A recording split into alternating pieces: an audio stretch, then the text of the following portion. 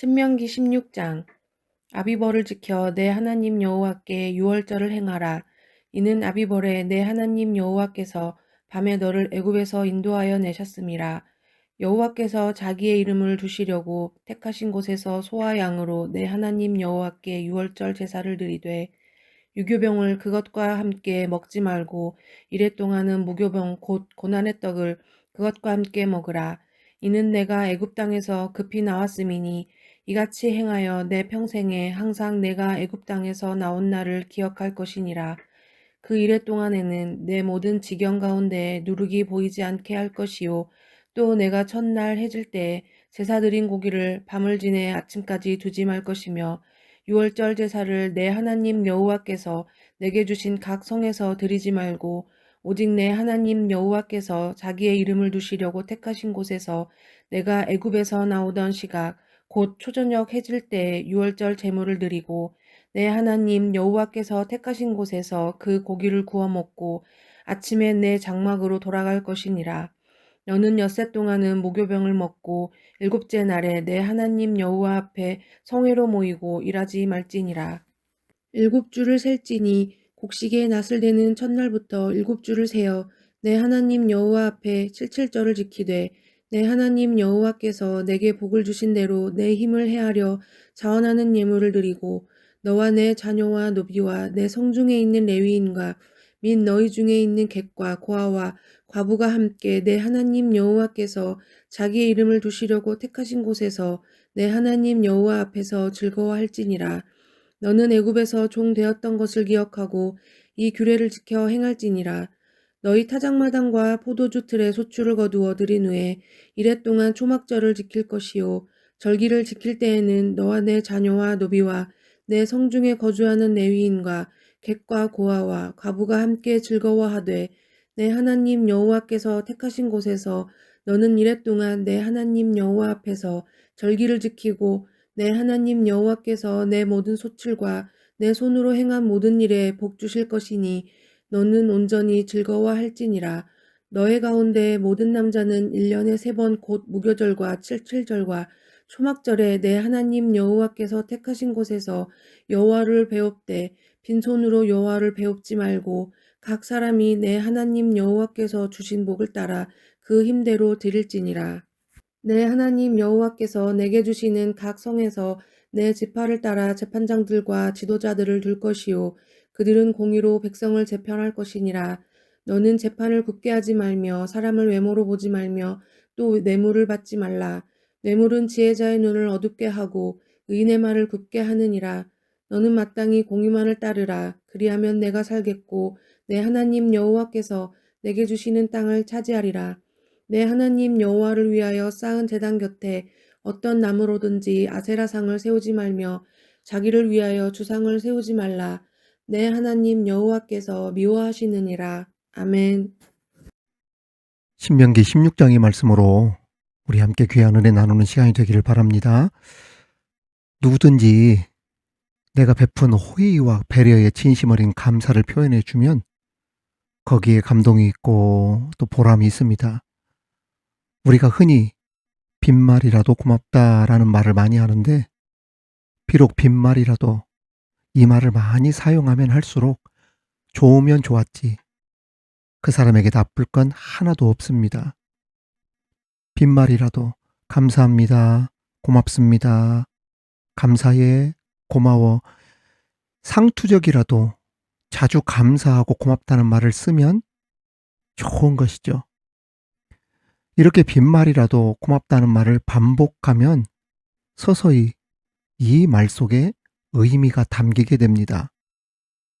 처음엔 그저 나를 훈련시키고 연단시키고 길들여 보려고 시작했던 빈말이었지만 그 빈말이라도 감사함, 고마움, 사랑들이 어느 순간 내 안에 빈말이 아닌 진심으로 채워지는 말이 됩니다. 자꾸 고마워 감사해 하다 보면 고맙고 감사하다는 것이 온몸으로 느껴지는, 영혼으로 느껴지는 때가 있다는 이야기예요. 따라서 비록 마음의 상태가 그렇지 않더라도 심한 경우 세뇌 수준으로 감사하다는 말을 자꾸 반복하다 보면 자기도 모르는 사이에 내 안에 부정적인 생각들, 모습들이 점점 사라지면서 그 빈말이 진정성이 되어버립니다. 그리고 그 진정성이 나도 모르는 사이에 내 삶을 변화시키는 기적을 만들어 버리게 되는 거죠. 그래서 무슨 말이 나왔냐면 감사의 기적이라는 말이 그래서 나온 거예요. 세상이 배척의 대상이 아니라 고마움과 감사의 대상이 되어버리고 또 그걸 느끼면서 세상에서 가장 행복한 사람이 되는 것이죠. 그래서 진정성 있게 감사합니다, 고맙습니다 하는 것도 중요하지만 우리가 스쳐가는 말이라도 빈말이라도 자꾸 감사합니다, 고맙습니다 이 말을 많이 하라는 이야기예요. 제가 게시글에도 써놓았지만 2월 24일, 지난달 24일 저녁에 일을 하려고 하다가 사고로 제가 응급실에 갔었거든요. 무릎을 인도에 아주 심하게 찍히는 순간에 그 무릎 뒤에 있는 오금 인대만 남겨놓고 무릎 전면 슬개 인대, 무릎 양옆에 십자 인대 등 한꺼번에 모든 인대가 다 파열이 되어버렸습니다. 인대가 뚝 하고 다 끊어져 버리니까 무릎 아래와 위가 분리된 듯한 엿가락처럼 다리가 흐물흐물 막 발목이 돌아가고 막 이상하게 되더라고요. 대퇴부를 이렇게 들었는데 이 아래 무릎 아래 다리가 그 늘어진 엿가락처럼 쭉 늘어진 거예요. 아, 순간 '나는 평생 이제 못 걷겠구나.' 그 생각이 가장 먼저 들었습니다. 그리고 심하게 찌다 보니까 이 쇼크가 왔는지 정신을 잃어버릴 정도가 되었는데 마침 신호를 건너던 이름 모를 한 청년이 놀라서 왔을 것 아니겠어요. 옷이 다 찢어져 버리고 막 그랬으니까 막 심하게 타박을 입었잖아요. 그 청년이 제 손을 딱 잡아 주더라고요. 근데 제 얼굴이 뭐 하얗게 되었던 모양이에요. 그리고 차근차근 그 119 그 전화를 눌러서 그 응급차를 불러 주었죠. 그분이 누군지 한번 찾아보고 감사 인사라도 하고 싶은데 아무튼 순간 '아이고 큰일 났다. 이제 평생 못 걷겠구나. 아 왜 나에게 이런 사고가 터졌지?' 이런 부정적인 생각이 정말 조금도 들지가 않더라고요. 오히려 그 큰 사고가 났는데도 마음이 그렇게 평안할 수가 없어요. 그리고 입에서 나오는 말이 "하나님 감사합니다. 하나님 감사합니다." 이 말이 그렇게 나옵니다. 60여 년 가까이 그 어릴 때부터 제가 동네방네 천방지축 저처럼 뛰어다니면서 놀았던 아이도 없을 정도로 그렇게 뛰어다니고 놀았거든요. 한 번도 사고 없이 다치지 않고 지금까지 내가 하고 싶었던 일, 하고 싶은 운동, 여행, 공부, 목회 저는 미국도 가고 캐나다도 가고 필리핀, 동남아 선교지도 많이 가기도 했고 공부한다고 유학도 갔고 이민 생활도 해 봤고 지방에서 서울에서 다 살아 봤고 부교육자 때도 얼마나 전국으로 많이 장례며 교회 행사며 많이 뛰어다녔습니까. 그런데 그 모든 일들 목회, 공부 다 할 수 있도록 우리 하나님께서 건강하게 해 주셨고 인생의 3분의 2 이상을 내 무릎다리 잘 써먹도록 해 주셨으니까 저는 못 걸어도 행복하고 감사합니다.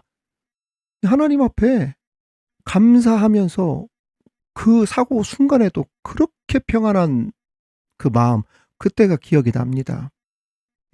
제가 순간에 뭘 느꼈냐면 제가 설교할 때도 그런 말씀 많이 했거든요. "우리 인생의 가장 효능 좋은 마취약이 감사다." 제가 설교 때도 얘기했는데 저는 그것을 실감할 수가 있었어요. 그렇게 심하게 다쳤는데도 감사하는 마음, 평안한 마음이 드니까 막 다리가 끊어지는 듯한 얼마나 큰 고통이 찾아오겠어요. 근데 제 기억으로는 막 그 다리가 끊어진 듯한 고통이라고 할까요? 그걸 그렇게 많이 느끼지 못했던 것 같아요. 아무튼 지금은 이제 깁스를 하고 퇴원을 한 상태인데 엊그제 주치의를 과장님을 만났더니 제 이름으로 논문을 하나 쓰고 싶다 하더라고요. 지금껏 수많은 사례도 봐 왔고 논문도 봐 왔고 수술도 많이 했지만 세계적으로 인대가 한꺼번에 이렇게 터지는 경우가 흔치 않다고, 제가 논문 한번 써 봐야 되겠다고 저보고 그러더라고요. 제가 많이 다치긴 한 것 같아요. 아무튼 감사하고 그러다 보니까 확실히 제가 느끼는 게 차도도 빠르게 느껴지는 것 같아요. 확실히 그 긍정적인 마음, 감사하는 마음, 그리고 이 아픈 중에도 저 지금 설교 준비할 때에도 지금 의자에다 다리를 하나 올려놓고 하루 종일 앉아 있거든요. 그리고 조금 다리가 아프거나 불편해지면 좀 그 책상에다가 다리를 올려놓고 뒤로 의자를 딱 이렇게 눕히고 또 한참을 또 누워 있다가 다시 다리 내려놓고 다시 또 글을 쓰고 성경 보고 막 이러거든요. 확실히 빨라요. 긍정적인 마음, 감사하는 마음이 이렇게 큰 힘을 준다는 말입니다. 하나님께도 우리가 이러한 마음을 가지고 신앙생활을 해야 돼요. 우리가 하나님께 받은 은혜 얼마나 크고 귀한지, 이 귀하디 귀한 구원의 은혜를 하나님께 입었는데 그 은혜를 잊고 산다? 그래서는 안 된다는 이야기입니다. 모세를 통해 하나님께서는 하나님의 구원의 은혜를 기억하라 이렇게 말씀하고 있어요. 신명기 16장 오늘 말씀 1절에서 3절에 보면 아비벌을 지켜 내 하나님 여호와께 유월절을 행하라. 이는 아비벌에 내 하나님 여호와께서 밤에 너를 애굽에서 인도하여 내셨음이라.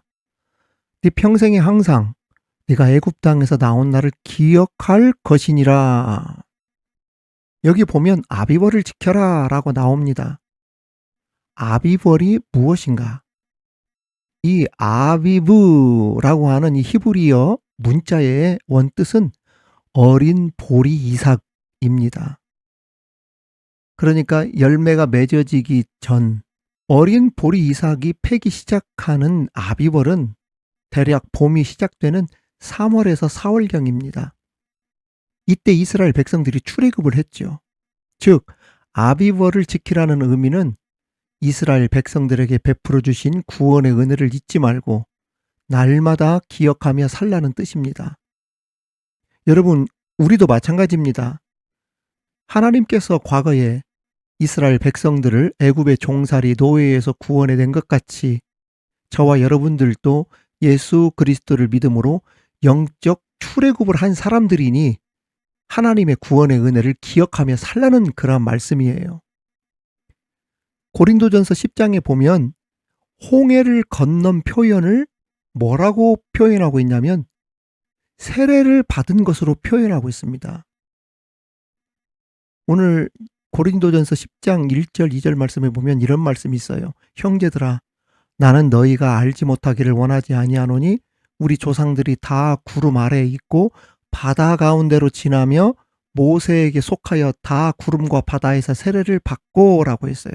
출애굽하면서 홍해바다를 건너는 것을 모든 민족이 세례를 받았다는 그렇게 표현을 썼거든요. 우리가 바로 영적 출애굽을 하여서 세례를 받은 구원받은 백성이라는 뜻입니다.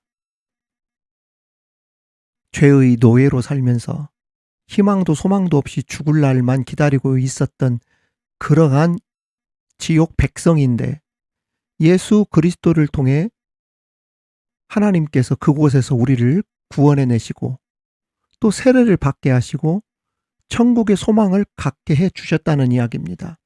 이 큰 구원의 은혜를 예수 그리스도를 통해서 받게 되었던 거, 내가 너희를 구원해낸 거, 너 그거 잊지 말아라. 구원의 은혜를 절대로 잊지 말고 기억해라. 이렇게 말씀하신 것입니다. 여러분, 하나님의 구원의 은혜를 늘 감사하며 살아가는 저와 여러분 다 되시기를 주님의 이름으로 축원합니다. 두 번째는 예배는 하나님의 명하신 대로 드려야 연락이 된다는 겁니다. 신명기 16장 5절에서 7절 말씀 보면 유월절 제사를 내 하나님 여호와께서 내게 주신 각 성에서 드리지 말고 오직 내 하나님 여호와께서 자기의 이름을 두시려고 택하신 곳에서 드리고 내 하나님 여호와께서 택하신 곳에서 여러분 나의 편한 대로 임의대로 정성이 담기지 않은 예배 드리지 말라. 정성을 다해 구별하여 드리라 이 뜻입니다. 예배를 드릴 때 대충대충 설렁설렁 나의 상황과 형편에 맞추어서 그렇게 드리지 말고 정성을 다해 영과 진리로 예배드려라 그 뜻입니다. 그렇습니다. 비록 사정이 복잡하고 형편이 어렵더라도 반드시 하나님께서 명하신 시간과 장소에서 유월절을 지킬 것을 말씀하신 것입니다. 그래야만 하나님께 인정받을 수 있는 유월절이 되었던 것입니다. 마찬가지입니다. 우리가 하나님께 드리는 예배가 연락되려면 하나님께서 명하신 대로 예배를 드려야 인정받을 수 있다는 것을 기억하시기 바랍니다. 예배라고 해서 모두가 동일한 것이 아닙니다. 어떤 예배는 연락되어 주님을 기쁘시게 하는 경우도 있지만 어떤 예배는 하나님께서 거절하시는 경우도 있음을 기억해야 합니다. 하나님께서 어떤 예배를 그러면 기뻐하실까? 우리가 너무도 잘 아는 답이 담긴 구절이 있죠. 바로 요한복음 4장 24절입니다. 하나님은 영이시니 예배하는 자가 영과 진리로 예배할지니라. 그렇습니다. 하나님은 겉모습이 아닌 진심이 담긴 예배를 기뻐하시고 특히 하나님께서 어떤 특정하게 명하신 장소라고 해서 거기에서만 예배를 드려야 하나님이 예배를 받으시고 특정한 시간 안에 그 시간대에 예배를 드려야 내가 그 예배를 받으신다. 그 뜻이 아닙니다. 그렇습니다. 하나님은 겉모습이 아닌 진심이 담긴 예배를 기뻐하시고 특히 어떤 특정한 장소에서 예배를 드린다고 해서 하나님이 그 예배를 받으시고 그리고 정해준 시간에 예배를 드린다고 해서 그 예배만을 하나님이 받으신다? 그건 아니라는 이야기예요.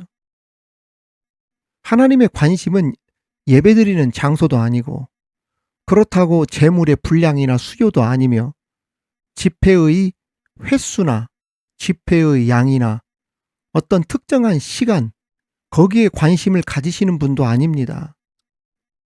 하나님께서 관심을 가지는 예배는 오직 영과 진리로 하느냐 거기에만 하나님이 관심을 가지고 있어요.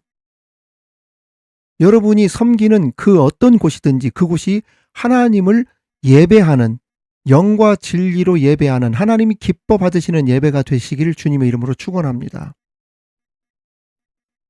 몸은 교회에 있는데 영과 진리로 드리는 예배가 안 되면 그 예배는 죽은 예배가 되는 것이고 우리 미드바로 온라인 예배처럼 온라인 예배를 드려도 말씀의 은혜를 받고 영과 진리로 드리는 예배가 된다면 그 예배는 살아있는 예배, 하나님이 인정해 주시는 예배가 된다는 뜻이죠. 실제로 초대교회가 시작된 이래 교회 건물은 언제 생겼느냐? 300년이 지난 후에 생겼다는 것을 아시기 바랍니다. 초대교회에는 교회당이라고 하는 건물이 없었어요. 지금처럼. 예를 들어서 빌립보 교회 어디서 시작되었습니까? 루디아의 집에서 시작되었습니다. 그런데 이 루디아가 바울 목사님이 오기 전에 어디에서 예배를 드린 줄 아세요? 그 예배드리던 장소가 건물이 아니었습니다. 문 밖 강가였어요. 강가. 사도행전 16장 12절에서 15절 보면 거기서 빌립보에 이르니 이는 마게도냐 지방의 첫 성이요 또 로마의 식민지라 이 성에서 수일을 유하다가 안식일에 우리가 기도할 곳이 있을까 하여 문 밖 강가에 나가 거기에 앉아서 모인 여자들에게 말하는데 두아디라 시에 있는 자색옷감 장사로서 하나님을 섬기는 루디아라 하는 한 여자가 말을 듣고 있을 때 주께서 그 마음을 열어 바울의 말을 따르게 하신지라. 그와 그 집이 다 세례를 받고 우리에게 청하여 이르되 만일 나를 주 믿는 자로 알거든 내 집에 들어와 유하라 하고 강관하여 머물게 하니라. 그렇습니다. 그 장소가 건물이든 강가든 산이든 영과 진리로 예배하는 곳에 하나님이 임재하신다는 것을 알 수가 있죠. 여러분이 어디에서 무엇을 하든지 어디에 있든지 여러분들이 드리는 그 예배가 하나님이 기뻐하시는 살아있는 영과 진리로 드리는 예배, 그 예배가 되시기를 주님의 이름으로 축원합니다. 마지막으로는 무엇이든지 자원하여 드리는 것을 하나님은 기뻐하신다는 겁니다. 오늘 말씀 10절에 보면 내 하나님 여호와 앞에 77절을 지키되 내 하나님 여호와께서 내게 복을 주신 대로 네 힘을 헤아려 자원하는 예물을 드리고. 그렇습니다. 방금 읽은 말씀처럼 하나님께서는 무엇이든지 자원하여 기쁨으로 드리는 자를 기뻐하신다는 것을 알 수 있습니다. 하나님의 백성은 무엇인가를 하나님께 올려드릴 때 그것이 물질이든 몸으로 헌신하는 것이든 억지로나 인색한 마음으로 드려서는 안 된다는 것입니다. 신앙생활을 하는데 마지못해서 한다면 그것처럼 안쓰럽고 안타까울 때가 어디가 있겠어요. 성도 여러분, 왜 사람이 억제가 되고 인색해집니까? 그 이유는 단 한 가지입니다. 욕심과 시기심, 즉 감사가 없기 때문입니다. 내가 이 돈을 어떻게 해서 모으고 얻은 것인데, 이러면서 사람의 눈을 의식하게 되고 하고 싶은 마음은 없는데 자신의 위치나 신분이나 직분 때문에 어쩔 수 없이 하게 되는 그러한 일이 생기게 되는 것이죠. 이렇게 되면 하고서도 아까워 죽고 미련이 남고 그렇게 되는 겁니다. 그러면 무슨 복이 따르겠어요? 예수님 당시에 한 과부가 예수님께 2렙돈을 드렸습니다. 동전 몇 입, 오늘로 말하면 100원짜리 2개일 수도 있고 500원짜리 2개일 수도 있고 이 정도로 미미한 것이었습니다. 그런데 예수님께서 그 2렙돈을 드린 그 과부를 칭찬하셨어요. 왜 그렇겠습니까? 드릴 수 없을 정도로 궁핍한 가운데서도 억지로 드린 것이 아니라 감사와 기쁨의 눈물을 담아 드렸기 때문에 예수님께서 그녀를 칭찬하신 것입니다. 어려운 형편에 생계 문제로 굉장히 힘들었을 텐데 그렇게 억지가 아닌 감사와 기쁨으로 눈물을 담아 드렸구나. 그것을 예수님이 보신 것입니다. 예수님께서 뭐라고 칭찬하셨습니까? 그녀의 전 재산이었다. 이렇게 말씀하셨어요. 그녀에게 감사하는 마음이 있었기 때문에 억지로 한 것이 아니라 인색함으로 한 것이 아니라 자신의 전 소유를 기쁨으로 바칠 수 있던 용기가 나온 것입니다. 이렇게 한 분들은 가슴 벅차는 감동이 일어나게 되어지고 참 세상이 주지 못하는 행복감이라고 하는 것이 찾아들게 되죠. 한 군인이 부대에 들어가기에 앞서서 어느 도시 터미널 앞에 식당에 들어가서 식사를 했습니다. 삼겹살에 된장찌개 막 맛있게 먹고 있는데 옆 테이블에 있던 아저씨 2분이 식사를 마치고 계산대 앞에서 옥신각신하면서 막 돈 계산을 내가 하겠다 그러더래요. 마침 군인도 식사가 끝나서 계산을 하려고 하니까 그 아저씨 2분이 금방 식사했던 그 군인 식사비를 자기가 내겠다고 옥신각신 하고 그랬다는 거예요. 군인이 너무 감사해서 인사를 했더니 그 아저씨들이 이렇게 얘기를 하더랍니다. 나도 강원도에서 오래전에 근무했었다. 나라를 위해 수고하는 군인이 고맙기도 하고 옛날 내 생각이 나기도 하고 수고 많이 하라고 그러면서 어깨를 두드려주면서 나갔다라고 하는 그 미담 영상을 제가 본 일이 있어요. 이 아저씨들은 몇만 원과는 비교 못할 세상이 주지 못하는 큰 행복을 가지고 나가는 겁니다. 여러분, 그 행복감을 그 몇만 원 가지고 세상 어디 가서 사겠어요? 못 사지요.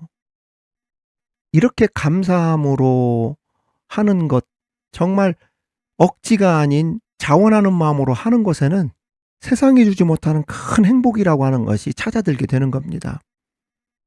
여러분, 우리는 매 순간 하나님의 은혜로 살아가는 사람들입니다. 1분 1초도 하나님의 은혜가 아니면 살아갈 수가 없는 사람들이에요. 이러한 우리들이 하나님 앞에 억지가 되고 사람들 눈치 보면서 체면상 감사하고 인색하고 그러면 어떻게 되겠습니까? 모세는 15절 중반절에 우리 믿음의 사람들이 복받는 가장 큰 비결과 방법을 가르쳐 주고 있습니다. 네 하나님 여호와께서 네 모든 소출과 내 손으로 행한 모든 일에 복을 주실 것이니 너는 온전히 즐거워할지니라. 기쁨오라라는 이야기예요. 16절 후반절에도 보면 빈손으로 여호와를 배웁지 말고 각 사람이 네 하나님 여호와께 주신 복을 따라 그 힘대로 드릴지니라. 오늘 이 말씀을 잘 기억하면서 항상 기쁨과 즐거움으로 자원하는 심령으로 하나님 앞에 감사하는 신앙생활, 그리고 영과 진리로 하나님께 예배하는 복된, 하나님 기쁘시게 하는 저와 여러분 모두 다 되시기를 주님의 이름으로 축원합니다. 축원합니다. 하나님 아버지 감사합니다. 하나님의 구원의 은혜를 날마다 기억하며 사는 우리들 되게 하여 주옵소서. 감사하는 우리들 되게 하여 주옵소서. 하나님, 우리들이 어디에서 무엇을 하든지 우리 예배하는 그 자리에 영과 진리로 드리는 예배가 되게 하여 주옵소서. 우리 미드바르 온라인 교회가 영과 진리로 예배 드리는 그러한 교회 되게 하여 주옵소서. 더 나아가 무엇이든지 자원하여 드리는 그러한 신앙생활 하게 하여 주옵소서. 하나님을 기쁘시게 하는, 하나님께 복받는 우리 모두 다 되게 하여 주옵소서. 예수님의 이름으로 기도하옵나이다. 아멘. 날 구원하신 주 감사, 모든 것 주신 감사, 지난 추억이네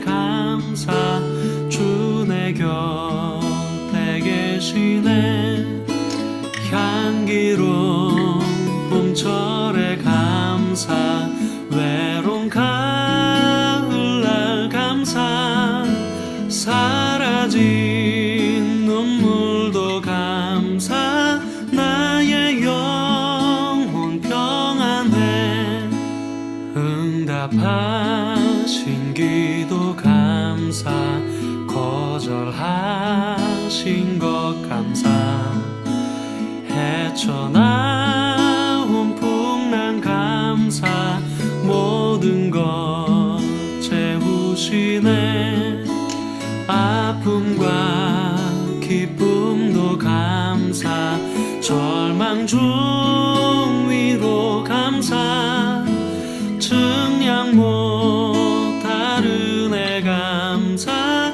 크신 사랑 감사해, 길가에 장미꽃 감사, 장미가시도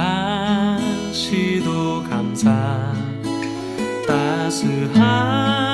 따스한 가정 희망 주신 것 감사, 기쁨과 슬픔도 감사, 하늘 평안을 감사, 내일의 희망을 감사, 영원토록 감사해.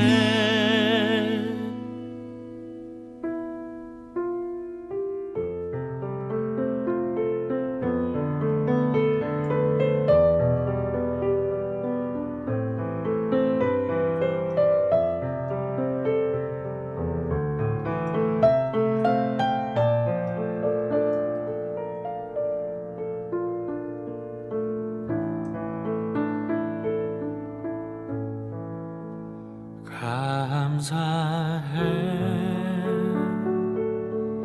시험이 닥쳐올 때에 주께서 인도하시니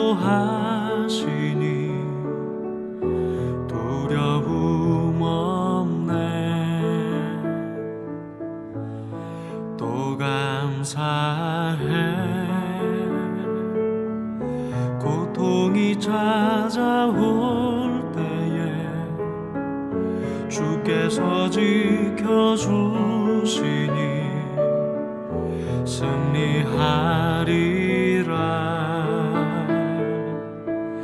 나의 모든 생활 속에서 주님이 함께 하시니 주님의 성령 나를 인도하시리. 시험이 나를 찾아올 때 주님 지켜주시리. 주님의 성령 나를 인도하시리. 나의 모든 생활 속에서 주님이 함께 하시니 주님의 성령 나를 인도하시리.